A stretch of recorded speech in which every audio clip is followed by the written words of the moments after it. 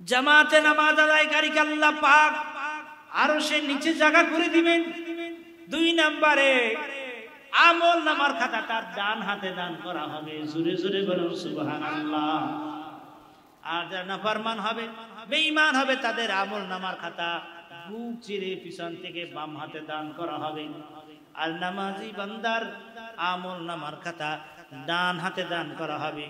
পুলসিরাত 20 দিন মতো পার করে আল্লাহ পাক জামাতে নামাজ আদায়কারী বান্দাকে আল্লাহর জান্নাতে পৌঁছায়া দিবে। লোকেরা সবাই কাপড় পরে, নাকি বলে, পোশাক পরে। কেউ যদি পোশাক বিহীন কোন মজলিসে, কোন মসজিদে, কোন স্টেজে আসে, হাজির হয়, তাহলে আমরা তাকে কি বলি? লোকটার গায়ে কোনো পোশাক নাই, তাহলে আমরা কি বলি? পাগল। আমরা স্বাভাবিক ভারসাম্য মানুষ তাকে মনে করি না। অর্থাৎ যে কাপড় পরে না তাকে আমরা পাগল মনে করি। বিবেকহীন, ভারসাম্যহীন মানুষ, সুস্থ মানুষ পোশাক ছাড়া থাকতে পারে না। তাহলে সমাজে পোশাক পরা, কাপড় পরা কায়েম আছে, নাকি বলে? আল্লাহ তাআলা এভাবেই নামাজের কথা, সালাতের কথা এভাবেই আল্লাহ তাআলা উল্লেখ করলেন, ওয়াকিমুস সালাহ, নামাজ কায়েম করুন, সকলে নামাজ আদায় করুন, সকলে মিলে জামাতে নামাজ আদায় করুন। এটা আল্লাহ তাআলা বুঝাইতে চেয়েছেন এবং স্পষ্ট করে আল্লাহ তাআলা ঘোষণা করেছেন, ওয়ারকাউ মার রাকিন, রুকুকারীদের সাথে তোমরা রুকু করো। সবাই মিলে একসাথে রুকু করো, সবাই মিলে একসাথে আল্লাহর কদমে সিজদা দাও। আর সবাই মিলে একসাথে একত্রিত হওয়াটা কি জামাত বলে।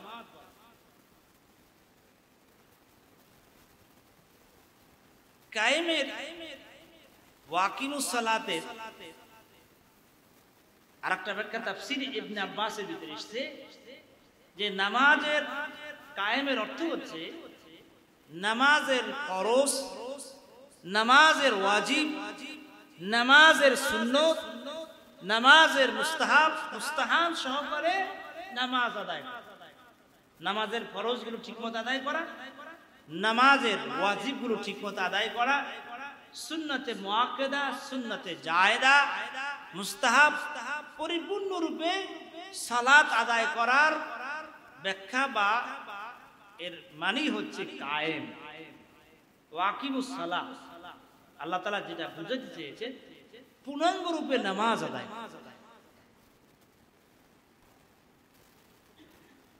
কায়েমের আরেকটা ব্যাখ্যা হচ্ছে, ওয়াকিমুস সালাতে আরেকটা ব্যাখ্যা হচ্ছে, তা হচ্ছে এই নামাজ তুমি নিজে আদায় করো, তোমার বড় ভাই, তোমার ছোট ভাই, তোমার আয়াত্তাদিন যারা আছে তাদের সকলকে নিয়ে বাজামাত নামাজ আদায় করো। এটাই হচ্ছে কায়েমের ব্যাখ্যা। আপনি একা নামাজ পড়তে আসলেন, তাহলে কায়েম হলো? আপনার ছোট ভাই নামাজ পড়ছে কিনা, আপনার বড় ভাই নামাজ পড়ছে কিনা, আপনার আয়াত্তাদিন যারা আছে তারা সালাত আদায় করছে কিনা, অর্থাৎ সকলে মিলে, ছোট ভাই, বড় ভাই, চাচা, মামা, বন্ধু বান্ধব, আয়াত্তাদিন, কর্মচারী, সকলে মিলে একত্রিত হয়ে জামাতে নামাজ আদায় করার ব্যাখ্যাটাই হলো কায়েম। বলেন না সুবহানাল্লাহ। আর আল্লাহ তাআলা এর কথাই বুঝাইতে চাচ্ছেন, ওয়াকিমুস সালাহ, নামাজ কায়েম করো, সবাই মিলে একসাথে একত্রিত হয়ে, রাজা বাদশা, ধনী দরিদ্র, ফকির মিসকিন, গাড়িওয়ালা, চাকরিওয়ালা, ব্যবসায়ীওয়ালা, সবাই মিলে একসাথে নামাজ আদায়। দেখুন কবি সুন্দর করে বলছে, এক হি সবে মে খড়ে হো মাহমুদ আয়াত, এক হি সবে মে খড়ে হো महमूद आयास न कोई बंदा महमूद न कोई बंदा आयास। গজনির বাদশাহ সুলতান মাহমুদ নামাজে দাঁড়ায় এবং তার পাশেই তার গাড়ি চালক, তার কর্মচারী, সেও দাঁড়ায়। বাদশার পাশে তার কর্মচারী, তার গাড়ি চালক, সেও নামাজে দাঁড়াইছে বাদশার। এখন কবি বলতেছে বাদশার পাশে তো আরেকজন বাদশা দাঁড়াবার কথা, কিন্তু বাদশার পাশে তো গজনির বাদশার পাশে একজন তার কর্মচারী আয়াজ দাঁড়াইছে। এখন কবি বলতেছে যে দেখো বাদশা এবং তার কর্মচারী, এখন এখানে এই নামাজের কাতারে বাদশা নাই আর কর্মচারী নেই, দুইজন আল্লাহর গোলাম হয়ে গেছে। বলেন না সুবহানাল্লাহ। নামাজের কাতারে কোনো পার্থক্য আছে? ধনী দরিদ্র, রাজা বাদশা, কোনো পার্থক্য আছে? সবাই আল্লাহর গোলাম। কবি বলতেছে বাদশা মাহমুদ আল্লাহর গোলাম, তার কর্মচারী সেবা আল্লাহর গোলাম, দুইজন আল্লাহর গোলাম, আল্লাহর কদম। এখানে কোনো পার্থক্য?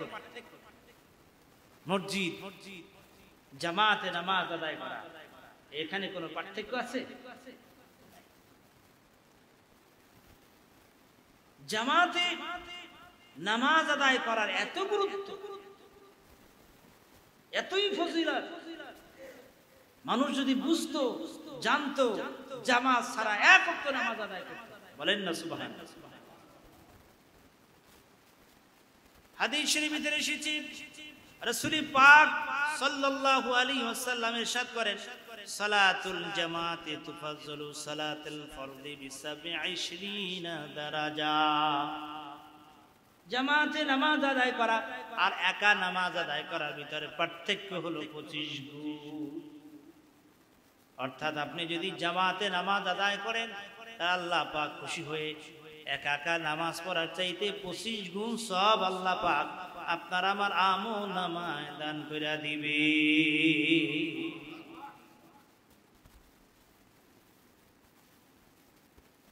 অপর হাদিসে রাসূল পাক সাল্লাল্লাহু আলাইহি ওয়াসাল্লাম ইরশাদ করে, যদি তোমরা দুইজন থাকে, তিনজন থাকে, তাও একজনকে ইমাম বানায়া দুইজন মুসল্লি হয়ে জামাত আদায় করো।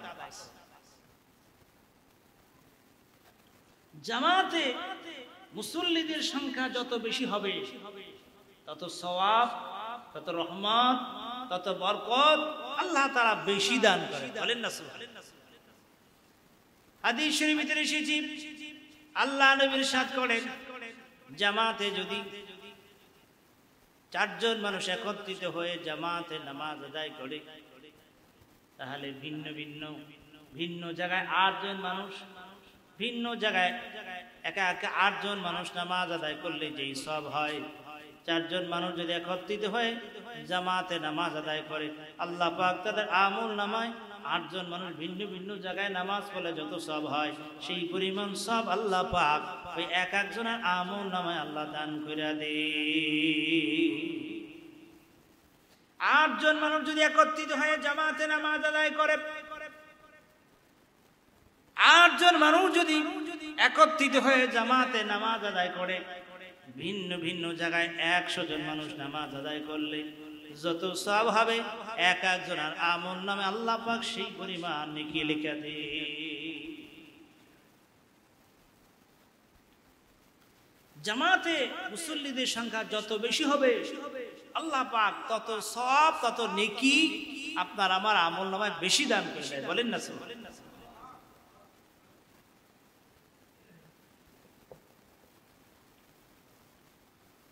জামাতে নামাজ আদায় করার জন্য মুসল্লি যখন বাসা থেকে উঁচু করে রওনা দেয়, হাদিসে নবীজি বলছে সে যেন ইহরামবাদ অবস্থায় খানায় কাবার দিকে রওনা দেয়। বলেন না সুবহানাল্লাহ।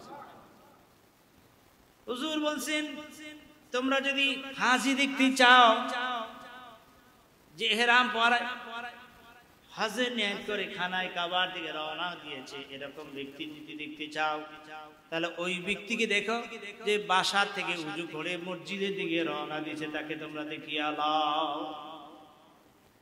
যে বাসার থেকে, শর্ত হচ্ছে বাসার থেকে উজু করে মসজিদে রওনা দিয়েছে। সে যেন ইহরাম বাঁধা অবস্থায় খানায় কাবায় দিকে রওনা দিয়েছে। বলেন না সুবহানাল্লাহ। ফেরেশতারা তাকে ইস্তিকবাল দিতে দিতে, নারায়ে তাকবীর দিতে দিতে মসজিদ পর্যন্ত আগায় দিয়ে আসে এবং তার প্রত্যেকটি কদমের বিনিময় আল্লাহ রাব্বুল আলামিন 10 করে নেকি লিখা দেন। বলেন না সুবহানাল্লাহ। প্রত্যেক কদমের বিনিময় আল্লাহ পাক 10 করে নেকি লিখা। যত দূর থেকে আপনি আসবেন তত সব বেশি হবে না কম হবে? প্রত্যেক কদমের বিনিময়ে 10 নেকি। ফেরেশতারা তাকে নারায়ে তাকবীর দিতে দিতে মসজিদ পর্যন্ত আগায় দিয়ে আসে। তার আমলনামা থেকে গুনাহগুলো এভাবে ঝরে যায়। হাদিস শরীফে আছে আল্লাহর নবী একদা হযরত জাবেরকে নিয়ে শীতের দিন বের হলেন। একটা গাছের ডালা নবীজি ধরলেন, গাছের ঢালা ধরে নবীজি ধাক্কা দিলেন বা নাড়া দিলেন, সঙ্গে সঙ্গে গাছের পাতাগুলো সব ঝরে গেল। শীতকালে দেখা যায় কিছু কিছু গাছ আছে সব পাতাগুলো ঝরে যায়। হুজুর বললেন জাবের আমি কেন গাছের ডালা ধরে ধাক্কা দিলাম, গাছের পাতাগুলো সব ঝরে গেল? জাবের বলেন আল্লাহ এবং তার রাসূল ভালো জানেন। হুজুর বললেন জাবের শোনো, যে ব্যক্তি বাসার থেকে উজু করে মসজিদের দিকে রওনা দেয় তার আমলনামা থেকে এভাবে গুনাহগুলো ঝরে যায়। খুলুসিয়া যদি থাকে, একলা যদি সাথে আল্লাহর মহব্বত থাকে, ওই বান্দার আমলনামায় কোনো গুনাহ থাকে না। 5 ওয়াক্ত নামাজ দিয়ে গুনাহ মাফ হয়। ফজর থেকে জোহর, জোহর থেকে আসর, আসর থেকে মাগরিব, মাগরিব থেকে ইশা, 5 ওয়াক্ত নামাজ দিয়ে গুনাহ মাফ হয়। 5 ওয়াক্ত নামাজ দিয়ে যেই গুনাহগুলো মাফ হয় না, জুমার নামাজের খাতিরে আল্লাহ পাক সেই গুনাহগুলো মাফ কইরা দেন। আল্লাহ পাক নামাজ দিয়ে বান্দার গুনাহগুলো মাফ করে দেন, গুনাহগুলো মুছে দেন। হাজিরিন, 5 ওয়াক্ত নামাজ এভাবে গুনাহমুক্ত হয়ে যায়। হাদিস শরীফ এসেছে আন আবি হুরায়রা রাদিয়াল্লাহু তাআলা قال قال رسول الله صلى الله عليه وسلم أرأيتم لو أن نهرا بباب أحدكم يغسل فيه كل يوم 5 هل يبقى من دراني شيء قالوا لا يبقى من دراني شيء। হুজুর বললেন আল্লাহ নবী ইরশাদ করেন আরাইতুম লাউ আন্না নাহারা বিবাবি আহাদিকুম, তোমাদের বাড়ির দরজায় যদি একটা নহর থাকে, একটা ঝর্ণা থাকে, আর ওই নহরে ওই ঝর্ণায় যদি তুমি দৈনিক 5 বার গোসল করো। হুজুর প্রশ্ন করেন সাহাবীরা, স্বচ্ছ পানির ঝর্ণায় যদি 5 বার গোসল করো তাহলে তোমার গায়ে কি কোনো ময়লা থাকতে পারে? সাহাবায়ে কেরাম বললেন ইয়া রাসূলুল্লাহ, দৈনিক 5 বার স্বচ্ছ ঝর্ণার পানিতে গোসল করলে কোনো ময়লা থাকতে পারে না। হুজুর বলেন 5 ওয়াক্ত নামাজের দৃষ্টান্ত অনুরূপ। বলেন না সুবহানাল্লাহ। 5 ওয়াক্ত নামাজ যারা আদায় করবে তাদের আমলনামায় কোনো গুনাহ থাকে। হাজিরিন, এই নামাজ আপনাকে আমাকে জামাতে আদায় করতে হবে। জামাত ছাড়া নামাজ হয় না, জামাত ছাড়া পূর্ণাঙ্গ নামাজ হয় না, জামাত ছাড়া আদায় কামেল হয় না। নুরুল আনোয়ার কিতাব একটা ফিকার কিতাব, সেখানে চমৎকার করে উল্লেখ করা হয় আদায় কামেল আর আদায় কাসে। আদায় কামেল মানে হলো পরিপূর্ণ আদায়, আদায় কাসের ভাঙ্গা বা অপরিপূর্ণ আদায়, দুইটাই আদায়। একটা হচ্ছে অপরিপূর্ণ আদায় আর একটা হচ্ছে পরিপূর্ণ আদায়। কামেল হবে না, পরিপূর্ণ রূপে নামাজ আদায় হবে না জামাত ছাড়া। একা একা নামাজ পড়লে আদায় হবে ঠিক, দায় সারা আদায় হবে ঠিক, অপরিপূর্ণ আদায় হবে।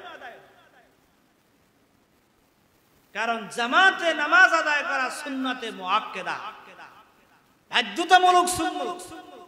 আপনার যদি অসুস্থতা, আপনার যদি ইমার্জেন্সি, আপনার যদি এত সমস্যা অসুস্থতা যে আপনি মসজিদে আসতে পারছেন না, সেক্ষেত্রেও কিন্তু রুখসত দেওয়া হয়।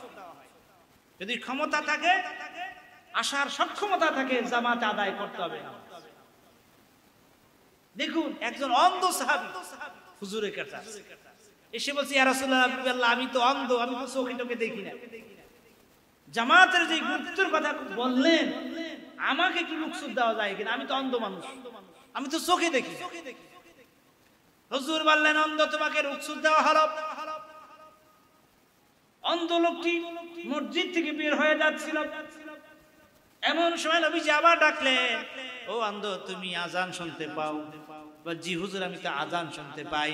হুজুর বললেন, আজান যদি শুনতে পাও তাহলে জামাতে হাজির হইয়া যাও। বলেন না সুবহানাল্লাহ। একজন অন্ধকে রুখসত দেওয়া হয়। হুজুর বলছে, তুমি যদি আজান শুনতে পাও তাহলে তুমি মসজিদে হাজির হইয়া যাও। একজনের হাত ধরে, একজনকে সহযোগিতা নিয়ে মসজিদে হাজির হয়ে, তাহলে একজন অন্ধ ব্যক্তিকে জামাত থেকে রুখসত দেওয়া হয় নাই। জামাতের এতই গুরুত্ব, জামাতে সালাত আদায় করা এতই গুরুত্ব। আল্লাহ নবী একদা বললেন, বেলালকে বলেন, বেলাল তুমি আজান দিয়ে দাও। আজান হচ্ছিল, হুজুর বের হয়ে পড়লেন। হুজুর বললেন, যারা আজান শোনার পরে মসজিদে আসবে না, আমার মন চায় আমি তাদের বাড়িঘর গুলো আগুন দিয়ে জ্বালিয়ে দিই। আল্লাহু আকবার বলে। হুজুর বললেন, আজান হওয়ার পরে যারা মসজিদে আসবে না, আমার মন চায় আমি তাদের বাড়িঘর গুলো আগুন দিয়ে জ্বালাই। কত বড় ধিক্কার কথা! এই জন্য দেই না, নারীরা রয়েছে, শিশুরা রয়েছে, অসুস্থতা রয়েছে, না হয় আমি তাদের বাড়িঘর গুলো জ্বালিয়ে দিই। এই বাড়িঘরের মায়াই তো সে মসজিদে আসে। এতই জামাতের হাজিরিন, আল্লাহ নবী ইরশাদ করেন, ও আমার সাহাবীরা, তোমরা আমার উম্মতের ইহুদিদেরকে সালাম করো না। সাহাবায়ে কেরাম বললেন, ইয়া রাসূলুল্লাহ, আপনার উম্মতের ইহুদি আবার কারা? হুজুর বললেন, যারা আযান শোনার পরে মসজিদে আসে না, তারাই হলো আমার উম্মতের ইহুদি। তাদেরকে তোমরা সালাম করো না, তাদেরকে কালাম করো না, তাদের সাথে কথা বলো না, বয়কট করো। যারা জামাতে আযান শোনার পরে মসজিদে আসে না, এদের সাথে কথা বলো না, সালাম করো না, সম্পর্ক করো না, এদেরকে বয়কট করো। এতই জামাতের গুরুত্ব দাও, এতই জামাতের গুরুত্ব দাও। হাজিরিন, জামাতে যদি আপনি নামাজ আদায় করেন, আল্লাহ পাক এতই ফজিলাত, এতই গুরুত্ব দিয়েছেন। হাদিস এসেছে 40 দিন যদি 40 ওয়াক্ত নামাজ আপনি যদি জামাতে আদায় করেন, নামাজ এত সওয়াব হবে। আনাস রাদিয়াল্লাহু তাআলা, আনাস ইবনে মালিক রাদিয়াল্লাহু তাআলা قال قال رسول الله صلى الله عليه وسلم من صلى لله 40 يوما في جماعة يدرك التكبيرة الأولى كتب له براءتان، براءة من النار وبراءة من النفاق। আল্লাহ নবী ইরশাদ করেন, মান সাল্লা লিল্লাহি 40 ইয়াওমান, যেই ব্যক্তি আল্লাহর জন্য 40 ইয়াওমান 40 দিন ফি জামাতে তাকবীরাতুল উলা 40 দিন বা জামাত নামাজ আদায় করে, তাকবীরুল্লাহর সাথে যে ব্যক্তি 40 দিন বা জামাত আদায় করে নামাজ,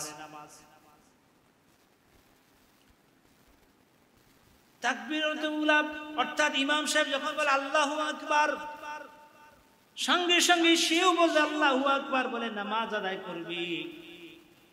40 দিন যে ব্যক্তি আল্লাহর জন্য তাকবীরুল্লাহর সাথে বাজামাত নামাজ আদায় করবে, তাকে আল্লাহ পাক দুইটা পুরস্কার দান করবেন। কাতাবালাহু বারাতানি, তাকে দুইটা বরকত, দুইটা পুরস্কার আল্লাহ দান করবেন। বারাতুম মিনান নার, এক নম্বরে জাহান্নাম থেকে তাকে আল্লাহ পাক মুক্তি দিয়া দিবে। ওয়া বারাতুম মিনান নিফাক, দুই নম্বরে মুনাফিকির খাতা থেকে তার নামটা কেটে আল্লাহ পাক মুমিন বান্দা নামের খাতায় তার নামটা আল্লাহ উঠাইয়া দিবে। কোন ব্যক্তি 40 দিন যদি বা জামাত তাকবীর উল্লাসের সাথে নামাজ আদায় করে, পুরস্কার কয়টি? 2টি পুরস্কার। এক হলো জাহান্নাম থেকে তাকে মুক্তি দেওয়া হবে, আর জাহান্নামে যাওয়ার কারণের ভিতরে কোরআনে আসছে ইয়াতাসাআলুনা আনিল মুজরিমিন মা সালাকাকুম ফি সাকার ক্বালু লাম নাকু মিনাল মুসাল্লিন। জান্নাতীরা জাহান্নামীদেরকে প্রশ্ন করবে, ও জাহান্নামীরা, জাহান্নামী কেন এলে? জাহান্নামীরা বলবে, ক্বালু, তারা বলবে, লাম নাকু মিনাল মুসাল্লিন, আমরা মুসল্লি ছিলাম না, নামাজ আদায়। জাহান্নামে যাওয়ার কারণের ভিতরে একটা কারণ হচ্ছে নামাজ আদায় না করা। আর জাহান্নাম থেকে বাঁচার একটা ঔষধ, তা হলো জামাতে নামাজ আদায়। হাজিরিন, জামাতে যারা নামাজ আদায় করবেন আল্লাহ পাক তাদেরকে 15টি নিয়ামত দান করবেন। দুনিয়ায় তাদেরকে আল্লাহ পাক 3টা নিয়ামত দান করবেন। এক, আল্লাহ পাক তার হায়াতকে বৃদ্ধি করে দিবেন, রিজিককে প্রশস্ত করে দিবেন, বিপদ আপদ মুসিবত থেকে আল্লাহ পাক তাকে হেফাজত করবেন। জোরে বলুন সুবহানাল্লাহ। দুনিয়ায় 3টা নিয়ামত দেওয়া হবে, হায়াত বৃদ্ধি করে দিবে, বিপদ আপদ থেকে আল্লাহ পাক তাকে হেফাজত করবেন, তার রিজিককে আল্লাহ পাক প্রশস্ত করবেন। কবরে 3টা নিয়ামত দেওয়া হবে। জামাতে নামাজ আদায় করি কবরে 3টা নিয়ামত দেওয়া হবে। এক, মুনকার নাকিরের সওয়াল জবাব তার জন্য সহজ করে দেওয়া হবে। তারপরে তার কবরটা প্রশস্ত করে দেওয়া হবে। তারপরে তার কবরটা জান্নাতের বাগান দিয়ে আল্লাহ পাক ভরপুর করে দিবে। মৃত্যুর সময় 3টা নিয়ামত দেওয়া হবে। জামাতে নামাজ আদায়কারী মৃত্যুর সময় 3টা নিয়ামত দেওয়া হবে। এক নম্বরে মৃত্যুর যন্ত্রণা তার জন্য আসান করে দেওয়া হবে। মৃত্যুর সময় পানির পিপাসা লাগে, জামাতে নামাজ আদায়কারী মৃত্যুর সময় পানির পিপাসা লাগবে না। 3 নম্বরে ঈমানের সহিত তার মৃত্যু হবে। জোরে জোরে বলুন সুবহানাল্লাহ। এটাই তো মুমিনের চাওয়া, মুমিনের পাওয়া, মুমিনের আশা, ঈমানের সহিত মৃত্যু হওয়া। নবীজি বলেন, যারা জামাতে নামাজ আদায় করবে মৃত্যুর সময় 3টা নিয়ামত দেওয়া হবে, মৃত্যু যন্ত্রণা আসান করে দেওয়া হবে, মৃত্যু যন্ত্রণা তার হবে না, ঈমানের সহিত তার মৃত্যু হবে। হাজিরি, তাকে মাহশারে ময়দানে 3টা তাকে নিয়ামত দেওয়া হবে। মাহশারে ময়দানে সূর্যের তাবিব মানুষের মগজটা টকবক করে ফুটতে থাকবে, মাথার এক বিলাস উপরে সূর্য থাকবে, সূর্যের তাবে মানুষের মগজটা টকবক করে ফুটতে থাকবে। আর যারা নামাজি মুত্তাকি আল্লাহ পাক তাদেরকে আরশের নিচে জায়গা করে দিবে। যেদিন আরশের জায়গা ছাড়া, আরশের ছায়া ছাড়া আর কোন ছায়া থাকবে? জামাতে নামাজ আদায়কারীকে আল্লাহ পাক আরশের নিচে জায়গা করে দিবেন। 2 নম্বরে আমল নামার খাতা তার ডান হাতে দান করা হবে। জোরে জোরে বলুন সুবহানাল্লাহ। আর যারা নাফরমান হবে, বেঈমান হবে, তাদের আমল নামার খাতা বুক চিরে পিছন থেকে বাম হাতে দান করা হবে। আর নামাজি বান্দার আমল নামার খাতা ডান হাতে দান করা হবে। পুলসিরাত 20 দিন মতো পার করে আল্লাহ পাক জামাতে নামাজ আদায়কারী বান্দাকে আল্লাহর জান্নাতে পৌঁছায়া দিবে। সবচাইতে বড় নিয়ামত আল্লাহ পাক জামাতে নামাজ আদায়কারীকে জান্নাতে তাদেরকে দেখা দিবেন। আল্লাহ পাক জান্নাতি মানুষের সঙ্গে জান্নাতে জামাতে নামাজ আদায়কারীদেরকে আল্লাহ জান্নাত দিয়ে আল্লাহ পাক তাদের সঙ্গে দেখা দিবেন। জোরে জোরে বলুন সুবহানাল্লাহ। কোরআন শরীফ আল্লাহ বলেন ফামান কানা ইয়ারজু লিকা রাব্বিহি ফালইয়ামাল আমালান সালিহান ওয়া লা ইউশরিক বিইবাদাতি রাব্বিহি আহাদা। ফামান কানা ইয়ারজু লিকা রাব্বি, যে ব্যক্তি আল্লাহর সাক্ষাৎ কামনা করে, আল্লাহর দিদার কামনা করে, সে যেন ফালিয়ামাল আমালান সালিহা, সে যেন ভালো ভালো আমল, আর ভালো আমল শ্রেষ্ঠ আমল নামাজ। আর নামাজ জামাত যারা আদায় করবে আল্লাহ পাক মাহশারে ময়দানে তাদেরকে পৌঁছাতে পারে দিয়ে জান্নাতে পৌঁছাইয়া দিয়া এরপর আল্লাহ তাআলা জান্নাতীদেরকে প্রশ্ন করবেন, ও জান্নাতীরা, আমি তোমাদেরকে যাহা দেওয়ার ওয়াদা করেছিলাম তোমরা তো সব পেয়েছো কিনা? জান্নাতীরা বলে, আল্লাহ আপনি মাহশারে ময়দানে আরশে নিচে আমাদেরকে জায়গা করে দিয়েছেন, হিসাবকে সহজ করে দিয়েছেন, আমলনামা ডান হাতে দিয়েছে, বিনা হিসাবে ফুলসিরাত পাড়ি দিয়ে জান্নাতে পৌঁছে দিয়েছেন, এর চাইতে আর কি নিয়ামত কি চাই? আল্লাহ তাআলা আবার বলবেন, ও জান্নাতীরা, আমি তোমাদেরকে যা দেওয়ার ওয়াদা করেছিলাম তোমরা সব পেয়েছো কিনা?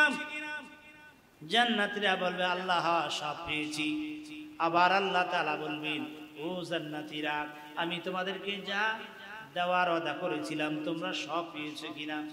তখন রাসূল পাক সাল্লাল্লাহু আলাইহি সাল্লাম বলবেন, মালিক আল্লাহ, নামাজ আদায় করেছিলাম জান্নাত পাওয়ার জন্য তো নয়, জিহাদের ময়দানে রক্ত ঢেলে দিয়েছিলাম জান্নাত পাওয়ার জন্য তো নয়, ইবাদত বندگی করেছিলাম মালিক আপনাকে দেখার জন্য, আপনার খুশির জন্য, আপনার দেখার জন্য, আপনার দিদারের জন্য। সঙ্গে সঙ্গে আল্লাহ পাক ৭০,০০০ নূরের পর্দা খুলে দিয়ে জান্নাতীদের সঙ্গে দেখা দিবেন। আল্লাহ তাআলা তাদেরকে বলবেন, সালাম দিবেন, সালামুন কাওলাম মির রাব্বির রাহিম, আল্লাহর পক্ষ থেকে তোমাদের উপরে সালাম, তোমাদের উপরে শান্তি। জোরে জোরে বলুন সুবহানাল্লাহ। জান্নাতি যদি হতে হয়, আল্লাহ দিদার যদি পেতে চান, জামাতে নামাজ আদায় করতে হবে, এছাড়া কোনো বিকল্প। কারণ জামাত ছাড়া পূর্ণাঙ্গ নামাজ হয়। অসুস্থ থাক, ব্যস্ত থাক, যেখানে যে অবস্থায় থাক না কেন, আজান হলে সব বন্ধ করে দিতে হবে কাজ বাজ। কোরআন শরীফে আল্লাহ পাক ইরশাদ করে, ইয়া আইয়ুহাল্লাযীনা আমানু ইযা নুদিয়া লিস-সালাতি ইয়াউমিল জুমআহ, হে ঈমানদারগণ, যখন তোমরা জুমার নামাজের আজান শুনতে পাও, ফাসাউ ইলা যিকরিল্লাহ ফাসাউ ইলা সালাতিল্লাহ, দুনিয়ার সব কাজ বন্ধ করে দাও, আল্লাহর ঘর মসজিদে নামাজের জন্য হাজির হয়ে যাও। আজান হলো, মায়েশা সিদ্দিকা রাদিয়াল্লাহু তাআলা আনহা বলেন, আজান যখন হতো রাসূল পাক সাল্লাল্লাহু আলাইহি সাল্লামের অবস্থা এরকম হতো, তিনি যেন আমাদেরকে চিনছেন না। কি করে মসজিদে যাবেন, জামাতে শরীক হবেন, প্রস্তুতি নিতেন, মসজিদে হাজির হয়ে। আল্লাহ তাআলা বলে, ওয়াজারুল বাইউ, যখনই আজান হয় ব্যবসা বন্ধ করো, বাণিজ্য বন্ধ করো, দুনিয়ার সব কাজ বন্ধ করে আল্লাহর ঘর মসজিদে হাজির। আমরা তো কাজের ফাঁকে ফাঁকে নামাজ আদায় করি না, বরং নামাজের ফাঁকে ফাঁকে আজান হলো সব বন্ধ, মসজিদে হাজির হয়ে জামাতে নামাজ আদায় করে, নামাজ শেষ আল্লাহ তাআলা বলেন, ফাইজা কুদিয়াতিস সালাত ফান্তাশিরু ফিল আরদ, নামাজ শেষ হয়ে গেছে, দুনিয়ায় ছড়াইয়া পড়ো, কাজ ব্যবসা করো, বাণিজ্য করো, চাকরি করো, দুনিয়াবি কাজ। আজান হলো মসজিদে হাজির হয়ে, নামাজ শেষ আল্লাহর জমিনে ছড়িয়ে পড়ো, কাজ। কত সুন্দর, কত সুন্দর। বাবার আমার, ভাইয়ের আমার, গভীর মনোযোগ। আল্লাহ নবী সারা জীবন জামাত নামাজ আদায় করেছেন, কোনদিন জামাত ছাড়েন নাই। নবীজি যখন অসুস্থ থাকতেন তখন সাহাবায়ে কেরামের কাঁধে ভর করে করে মসজিদে যাইতেন। বলেন না সুবহানাল্লাহ। হুজুরের জীবনের শেষ মুহূর্তে নবীজি এত অসুস্থ হয়ে গেলেন যে এত অসুস্থ বের হয়ে এর বৃদ্ধি পেল যে মসজিদে আর যেতে পারছেন না। আল্লাহ নবী হযরত আলী হযরত বেলালের কাঁধে ভর করে করে মসজিদে যাচ্ছিলেন। হযরত বেলাল হযরত আলীর কাঁধে ভর করে করে নবীজি মসজিদে যাচ্ছিলেন। তখন হুজুরের পা মোবারক জমিনে ঘষে ঘষে যাচ্ছিল। এত অসুস্থ হুজুর কদম দিতে পারছিলেন। সাহাবীর কাঁধে ভর করে করে মসজিদে গেছে, নামাজ ছাড়েন নাই, জামাত ছাড়েন। এতই জামাতের প্রতি নবীজির মহব্বত ছিল। আল্লাহ নবীর জীবনের শেষ মুহূর্তে এত অসুস্থ হলেন হুজুর কিছুক্ষণ হুশ কিছুক্ষণ বেহুশ, হুশে আসেন বেহুশ এরকম অবস্থা, এশা রক্ত চলছে। হুজুর বললেন আয়েশা রে, সাহাবায়ে কেরাম কি নামাজ আদায় করেছেন? আয়েশা বললেন ইয়া রাসূলুল্লাহ, হুজুর আপনার তারা অপেক্ষা করতেছে। হুজুর উঠলেন, ওযু করলেন, মসজিদে যাবেন, আবার বেহুশ হয়ে গেলেন। অনেকক্ষণ পরে হুজুর উঠে আসলেন, বললেন আয়েশা রে, আমার সাহাবায়ে কেরাম কি নামাজ আদায় করেছেন? আয়েশা বললেন ইয়া রাসূলুল্লাহ, না না হুজুর আপনার তারা অপেক্ষা করতেছে। হুজুর উঠতে চাইলেন, এত অসুস্থ, গায়ে জ্বর, মাথা ব্যথা, হুজুর এত অসুস্থ, হুজুর বেহুশ হয়ে যাচ্ছেন, হুশে আসেন এরকম অবস্থা। মসজিদে যাবেন কিন্তু অসুস্থতা এত বৃদ্ধি পেয়েছে, হুজুরের হুশই নাই। হুজুর এক পর্যায়ে বললেন ও আয়েশা, তোমার বাবাকে বলে দাও, তোমার বাবা আবু বকরকে বলে দাও সে যেন মসজিদে নামাজ আদায় করে দেয়, মসজিদে যেন ইমামতি করে নামাজ শেষ করে দেয়। আয়েশা বললেন ইয়া রাসূলুল্লাহ, আমি বললাম আমার বাবার নামটা আপনি বলবেন না, কারণ আমার বাবা নরম দিলের মানুষ, আপনার অনুপস্থিতি আমার বাবা মসজিদে নামাজ আদায় করাইতে পারবে না, কারণ সে হচ্ছে নরম দিলের মানুষ, সে আপনার অনুপস্থিতি, সে বিয়োগ ব্যথা আপনার অনুপস্থিতি সে সহ্য করতে পারবে না, অন্য কাউকে বলুন। হুজুর বলে আয়েশা রে, না না তোমার বাবাকে বলো সে যেন নামাজ আদায় করাইয়া দেয়। হযরত আবু বকর সিদ্দিক রাদিয়াল্লাহু তাআলা হুজুরের নির্দেশে দাঁড়ায় গেলেন নামাজে। মসজিদে নববীর ভিতরে সাহাবায়ে কেরামের মনের ভিতরে এই কথা চিন্তা এসে গেল যে আর মনে হয় হুজুরের পিছনে নামাজ পড়া আমাদের আর নসিব হবে না, হুজুরের পিছনে আর মনে হয় নামাজ পড়া আমাদের নসিব হবে না। সাহাবায়ে কেরাম মসজিদে নববীতে বোপায়ে বোপায়ে কান্দে। হুজুর অসুস্থ, প্রচন্ড অসুস্থ, বেহুশ অবস্থায় পড়ে আছেন। ওফাতের দিন ফজরের সময়, যেদিন নবীজি দুনিয়া থেকে বিদায় হয়ে যাবে সেদিন ফজরের সময় হুজুর বললেন ও আয়েশা রে, সাহাবায়ে কেরাম কি নামাজ আদায় করেছেন? জি, আমার বাবার ইমামতি তারা নামাজ আদায় করতেছে।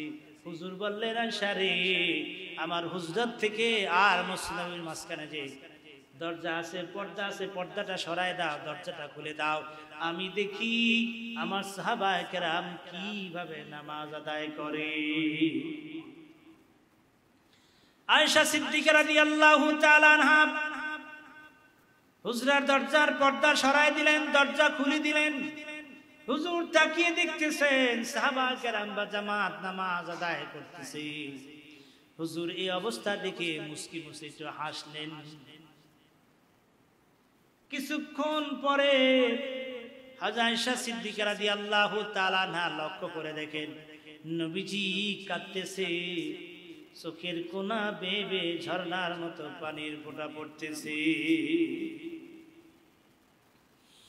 আয়েশা সিদ্দিকা রাদিয়াল্লাহু তাআলা আনহা প্রশ্ন করলেন ইয়া রাসূলুল্লাহ, ইয়া হাবিবাল্লাহ, এই তো দেখলাম কিছুক্ষণ পূর্বে আপনি হাসেন, এখন আপনি কাঁদতেছেন কেন? আয়েশা তখন এই কথা বললেন, নবীজি বললেন, আয়েশা রে, আমি সাহাবায়ে কেরামের জামাত দেখে আমার তৃপ্তি হলো, আমার মনের ভিতরে এই খুশি লাগলো, আমি যদি দুনিয়ায় নাও থাকি, আমি যদি দুনিয়া থেকে চলে যাই, কোনদিন এই জামাত বন্ধ হবে না। জোরে জোরে বলুন সুবহানাল্লাহ। আমি যদি নাও থাকি, আমার সাহাবায়ে কেরাম জামাতে নামাজ আদায়। আয়েশা বলে, হুজুর আপনি কাঁদতেছেন কেন? এই জন্য আমি কাঁদি, এই জামাত প্রতিষ্ঠা করার জন্য, এই সাহাবায়ে কেরামদেরকে তৈরি করার জন্য আমি এত কষ্ট করেছি। উহুদের ময়দানে দান মোবারক শহীদ করেছি, তায়েফের জমিনে রক্ত বহাইছি। এই সাহাবায়ে কেরামদেরকে ভুইলা আমি কেমনে দুনিয়া থেকে বিদায় হব?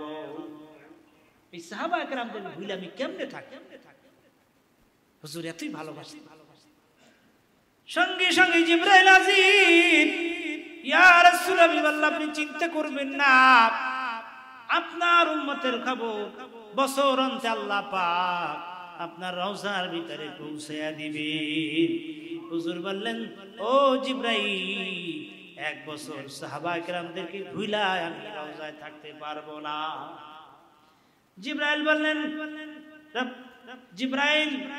বললেন, ইয়া রাসূলুল্লাহ, পাক আমাকে জানিয়ে দিয়েছেন মাস অন্তে আপনার উম্মতের খোঁজ খবর আপনার রওজার ভিতরে পৌঁছায়া দেওয়া হবে। নবীজি বলে, এক মাস আমার উম্মতের ভুইলা আমি থাকতে পারবো না।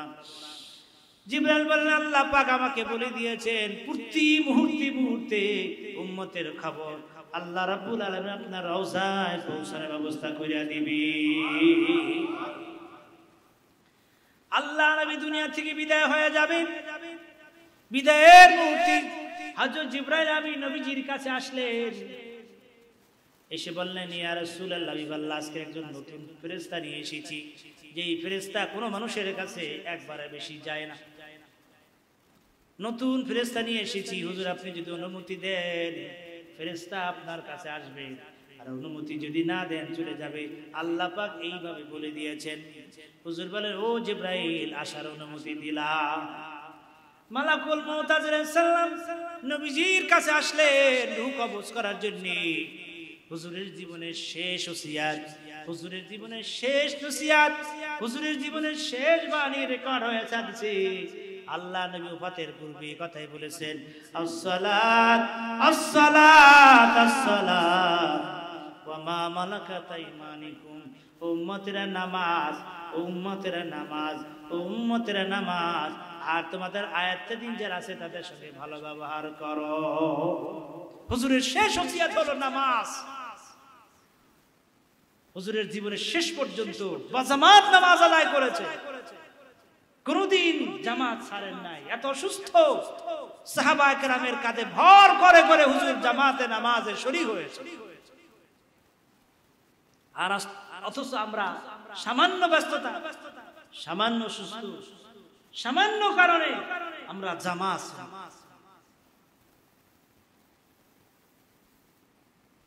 হাজিরি। এই জন্য আমরা জামাত আওয়াজ আদায় করব। যেখানে যে অবস্থায় থাকি, বাংলাদেশ সারা পৃথিবীতে এমন জায়গা নেই যেখানে মসজিদ নেই, ঠিক কিনা বলে? বাসার আশেপাশে মসজিদ, আজান হচ্ছে, অথচ আমরা দোকানে বসে আছি, বাসায় বসে। এই যে জুমার নামাজ পড়তে কত মানুষ, হাজার হাজার মুসলমান। ফজর নামাজে কয়? আজকের ফজর নামাজে কয় কাতা? 2 কাতার, 2.5 কাতার মুসলমান। এতগুলো মানুষ কোথায় যায়? ফজরের সময় দেখা যায় ফজরে যারা জামাতে না আদায় করে এরাই হলো খাঁটি মুসল্লি, খাঁটি ইমানদার, ঠিক কিনা জোরে বলে? ফজরের নামাজ, 5 ওয়াক্ত নামাজ, যেখানে যে অবস্থায় থাকে না বা জামাত আদায় করার চেষ্টা করে। নামাজের আজানে আহ্বান, ফজরের সময় কি বলা হয়? আসসালাতু খায়রুম মিনান নাওম, ঘুমের চাইতে নামাজ ভালো। ওহে মুমিন মুসলমান, ঘুম হইতে নামাজ ভালো। ওহে মুমিন মুসলমান, ঘুম হইতে নামাজ ভালো। কিন্তু আমরা ঘুমিয়ে থাকি, ফজরের জামাতে শরীক হই। আর আজকে কিন্তু ফেসবুকের নামে গজব, মোবাইল, আমরা সারাদিন সারাত মোবাইল টিপতে টিপতে রাত 2টা 3টা, ঘুমাইতে ঘুমাইতে ফজরে কি করে উঠা। মোবাইল গজবে তো যুব সমাজ আজকে ধ্বংস হয়ে। এই জন্য আমাদেরকে যারা মুরব্বীরা আছেন, গার্জিয়ান যা আছেন, তাদের কিন্তু দায়িত্ব আছে। হাদিস আছে কুল্লুকুম রায়িন ওয়া কুল্লুকুম মাসউলুন আন রায়াতিহি, তোমরা প্রত্যেকই দায়িত্বশীল, আর এই দায়িত্ব সম্পর্কে আল্লাহ পাক জিজ্ঞাসা করবে। কেউ পরিবারের দায়িত্বে, কেউ ওয়ার্ডের দায়িত্বে, কেউ ইউনিয়নের দায়িত্বে, কেউ দেশের দায়িত্বে, যা যত দায়িত্ব ততটুকু আল্লাহ জবাব নিবেন, আল্লাহ জিজ্ঞাসা করবেন। তোমার পরিবার, তোমার ছোট ভাই, তোমার বড় ভাই, তোমার ছেলে, তোমার মেয়ে যে নামাজ আদায় করে না করে, আল্লাহর দরবারে জবাব দিতে হবে। আল্লাহ পাক যখন ধরে ফেলবেন যে নামাজ পড়ো নাই কেন, তখন বলে বাবা তো নামাজের কথা জীবনে একবারও বলেন। তখন বাবাকে, পিতামাতা, গার্জিয়ান, অভিভাবককে দ্বিগুণ শাস্তি দেওয়া হবে, কোরআনে বলা আছে। এই জন্য আয়াতকারীন যারা আছে তাদেরকে নামাজের দাওয়াত দেন, নামাজ শিখান, নামাজের কথা বলে। পরিবার পরিজন, আপনার স্ত্রী, আপনার মেয়ে নামাজ পড়ে কিনা জিজ্ঞেস করছেন? সবকিছু জিজ্ঞাসা করেন, কিন্তু নামাজ জানে কিনা আমরা কিন্তু খোঁজ খবর নিই না। নিজে একা নামাজ পড়লে হবে না, সাথে সাথে আপনার আয়াতকারীন যারা আছে তাদের নামাজের ব্যাপারেও আপনাকে দায়িত্ব নিতে হবে। আল্লাহ রাব্বুল আলামিন কিয়ামতের দিন জিজ্ঞাসা করবে, তোমার আয়াতকারীন যারা আছে তাদেরকে নামাজ শিক্ষা দিয়েছে কিনা, ইসলাম শিক্ষা দিয়েছে না, দ্বীন ধর্ম শিক্ষা দিয়েছে। একা নামাজি, একা হাজী সাহেব হয়ে বেহেশতে চলে যাবে, এই সুযোগ কিন্তু নাই, ধরা পড়ে যাবে। এই জন্যে আমার আপনার প্রত্যেকের আয়াতকারীন যারা আছে তাদেরকে নামাজ শিক্ষা দেওয়া, ইসলাম শিক্ষা দেওয়া আপনার আমার উপর দায়িত্ব, আপনার আমার উপর হক। না হয় কিয়ামতের দিন আপনি আমি কিন্তু ধরা পড়ে। এই জন্য আয়াতকারীন যারা আছে তাদেরকে নামাজে দেয়, প্রত্যেকেই নামাজে দাওয়াত দেয়। মান দাল্লাকা ফাইল, নবীজি বলেছেন তোমরা কল্যাণী মানুষদের ডাকো। আপনি নামাজে আসতেছেন, বন্ধু বান্ধব, ছোট ভাই বলে চলো ভাই আজান হয়েছে মসজিদে যাই, চলো ভাই। দোকানদার, এক দোকানদার ভাই আরেক ভাই দোকান বন্ধ করে চলো মসজিদে যাই। হুজুর বলছেন একজনকে যদি আপনি দাওয়াত দিয়ে মসজিদে নিয়ে আসেন, আল্লাহ পাক খুশি হয়ে উনি এসে ইবাদত করে যত সওয়াব পাবে সেই পরিমাণ সওয়াব আপনার আমার আমলনামা দান করে দেয়। বলেন না সুবহানাল্লাহ। এই জন্য আমরা দাওয়াত দেই, হাদি হই, আবেদ হই না। আবেদ মানে নিজে ইবাদত করে, অপরকে দাওয়াত দেয় না। হাদি, বুঝছেন? তুমি হাদি হও, হাদির দাম বেশি, তোমার দাওয়াত দাও। এই জন্য যখনই আজান হবে একজন আরেকজনকে দাওয়াত দিবে, চলেন ভাই আজান হয়েছে মসজিদে যাই। এটুকু কথা বলতে লজ্জা কথা, ইসলামের কথা বলতে আমরা লজ্জা বোধ করি। আরে কি বলবে কি না বলবে। এই জন্য আমরা প্রত্যেকে দাওয়াত দেই, 5 ওয়াক্ত নামাজ বাজামাত আদায় করি। আল্লাহ পাক আমাদের সকলকে মৃত্যু পর্যন্ত 5 ওয়াক্ত নামাজ বাজামাত আদায় করার তৌফিক দান করুন, আমিন। ওয়া আখির দাওয়ানা আলহামদুলিল্লাহি রাব্বিল আলামিন।